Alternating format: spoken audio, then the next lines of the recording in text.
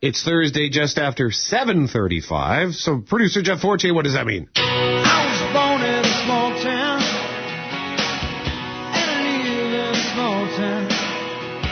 It is time for our small town salute. And this morning we are going to take you on a journey to places like Virden, Swan Valley, The Pas, Steinbach, and Winkler. In communities such as Niverville, Selkirk, Neepawa, Wayway, Sakapo, and Portage, the place to be many nights is the hockey rink to cheer on the local Manitoba Junior Hockey League club. 11 of the MJHL's 13 teams call someplace other than Winnipeg home, including Dauphin, which is home of the Kings. Our guest this morning is the play-by-play voice of the Kings. Now over to Buller. He straight away plays it to Hobbs. They pass one-timer. They score! Come around, boy. Come down. You better get ready. 6-on-5. Puck at the back wall. Arnold on, as well as Smelski and Miller. Arnold behind the net. Lewinsky right in front. Takes the shot. Big rebound. They score!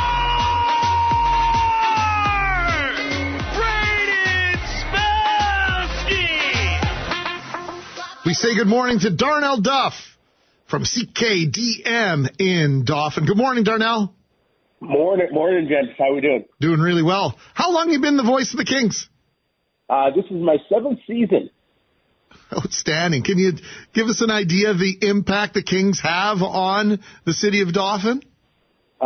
Just an incredible impact. I mean, you have local players, of course, they're hometown stars, but you have guys from coast to coast in Canada. You have Americans that come to Dauphin for, in that range of 8 months a year, and they're out and about in the community going to Tim Hortons. They love going to schools, school visits, which is always awesome. And you just see the smiles on the kids' faces every time they go. And then, of course, the impact they have at the rink and the excitement and the buzz and the thrill that comes with every single home game and road games as well.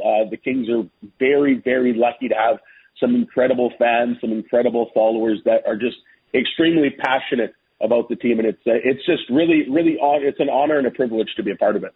Well, and we can't even imagine the miles you've traveled around Manitoba over that time. Can you share with us what a typical road trip might look like? Yeah, so it varies from trip to trip. Like, if we're in Winnipeg, usually we'll do, a 2 or 3 game swing where we go in on Friday and play Friday, stay overnight, play Saturday, and stay overnight potentially, play Sunday, or just that 2-game trip where you have one night. But our longest day trip is up to the Paw to play the Blizzard, and that's when we leave at like 12 o'clock in that range, noon, go to Swan River, have lunch, then go to the Paw, play a game. We always arrive in that range of 2 hours before the game, so we'll get to the Paw at like 5, play at 7. That takes in that range of 2.5 hours. We usually get our post-game meal at about 10:15 every game, and then we hit the road home. So it's about like a 4.5-hour trip. So we'll get home at like 2:30 in the morning. So that's probably our longest trip. Tonight we're going to Wayway, Sakapo to play the Wolverines. That's a pretty short trip. Like, we'll leave Dauphin at like 3:30 and get home at about 12:30. So it varies.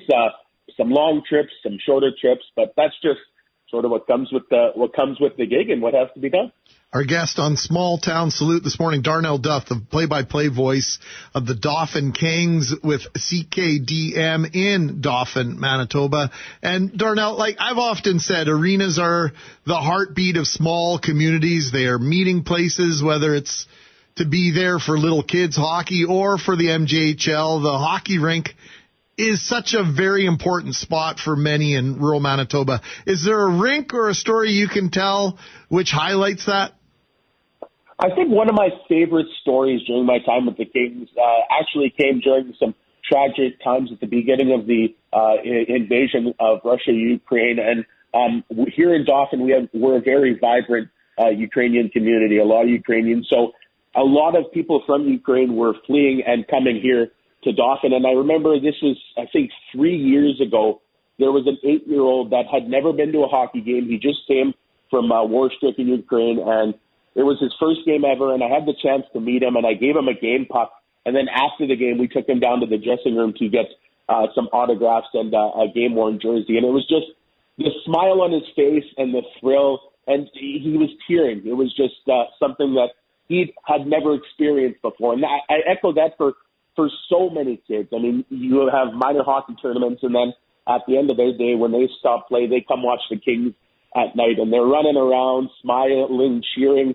Last week, the Kings were in Swan River playing a school game where at 12:30, where all the schools in the community, just like the Moose are doing later today, but the kids were, it didn't really matter who was winning or who was losing.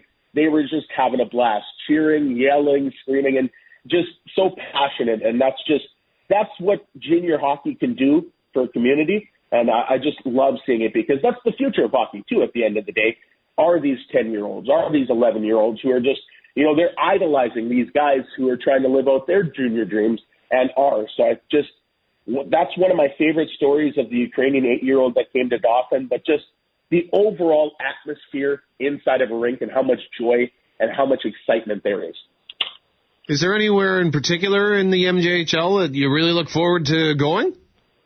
I think one of my favorite arenas actually to go to is Wew'wasi-Kapo. It's the First Nation, and a lot of people maybe don't give the arena enough credit, but I think the people are incredible. They did renovations inside and outside of the facility. They revamped their broadcast booth. It's a beautiful sight line. And as mentioned, the people, you go there and they're always wanting to talk, so they always put some time away to chat. So I think one of my favorite arenas is Wei. There's some other beautiful ones. I mean, Portage, Niverville, their newly built arena. Of course, Steinbach's going to have a gorgeous arena when that's built here in the next month or so. Swan River, a smaller arena, but you really get that sense of community, even up in the Paw. So there's a lot of beautiful facilities and a lot of beautiful arenas in this province, but I think one of my favorites, of course, Dauphin. I'm maybe a little bit biased, but Wei is certainly one of the ones I love to go to. And I also want to ask you, and I'm not going to ask you to name your favorite logo because it's got to be Dauphin, but outside of the Dauphin Kings, is there a logo or colors from another team that you think is the coolest?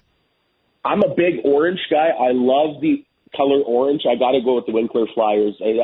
It's simple, it's simplistic as far as a W, but I just love the color scheme where it's either white or black, orange or black, orange or white, and they have one of their jerseys is all orange with some white trim. So I got to go with the Winkler Flyers. Oh yeah, I'm just looking at that now. Yeah, those are nice colors. I like the Niverville Nighthawks myself.